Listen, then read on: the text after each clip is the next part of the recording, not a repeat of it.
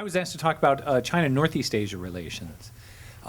The general overarching point is that the way that you read about it in the popular press in America about rising China and is this going to be the great Titanic battle, I think that in East Asia, certainly in Northeast Asia, the discussion's a little bit more complex than that.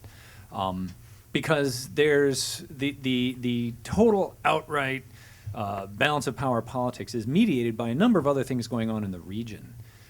So I'll make one comment about the Koreas and then one comment about Japan. And the comment about the Koreas, of course, is that for North Korea, China is now more than ever its only friend. And so relations on the peninsula are always going to be mediated through the problems between North and South Korea. And until that's solved, they'll be focused on that first and foremost. And certainly China is more than happy to let South Korea and the U.S. criticize it for its support of North Korea, but that's not going to change. So wish all we want, North Korea is going to be supported by China. What I think is more interesting, though, is South Korea's position, because they're a U.S. ally, they're a strong capitalist democracy, and although the China honeymoon of the last 10 or 15 years is probably over in South Korea, and there's a lot more skepticism now about China's intentions and its motives. In many ways, China remains or is becoming, once again, the only or the most important country for South Korea to have to deal with. And so I have a slide here. Can you go slide number 1? This is sort of interesting because, as we all know, Koreans love education. So what's interesting about this in terms of foreign students studying in the U.S. is that there's 1 billion Indians and 1 billion Chinese. But there's only 48 million South Koreans, and yet they're the third largest number of foreign students in the U.S. And this is always touted as how much they think it's important. What's interesting, next slide, is that almost the same number is now studying in China. And these numbers continue to grow, and probably for a number of very obvious reasons, very soon there will be more South Koreans studying in China than in the United States. Despite the fact, of course, that there are 1 million Koreans right here in LA.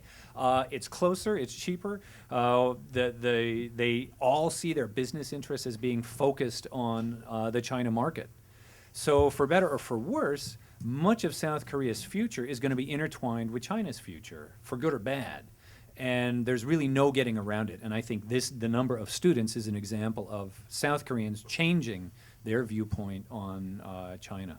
Whereas literally 20 years ago, nobody thought about China at all in South Korea. Now, the Japan question is, I think, more interesting because the Japanese are in the middle of a big debate internally about what they want to do with their country.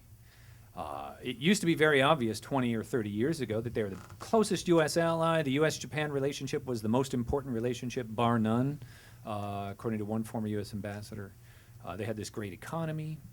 But those things are no longer clear at all. How good Japan's economy is, what its aging population is going to do, whether it's as important to the U.S. as the China-U.S. relationship is. And so the Japanese, as evidenced by the number of domestic political debates going on, in fact, Ozawa just got indicted. I thought that was interesting. Are in the midst of a long-term discussion about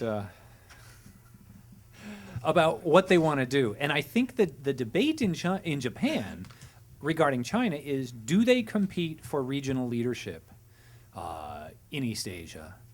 Or do they gracefully settle into middle power status and emphasize things like the UN, multilateral diplomacy, and a bunch of other very obvious normative goals?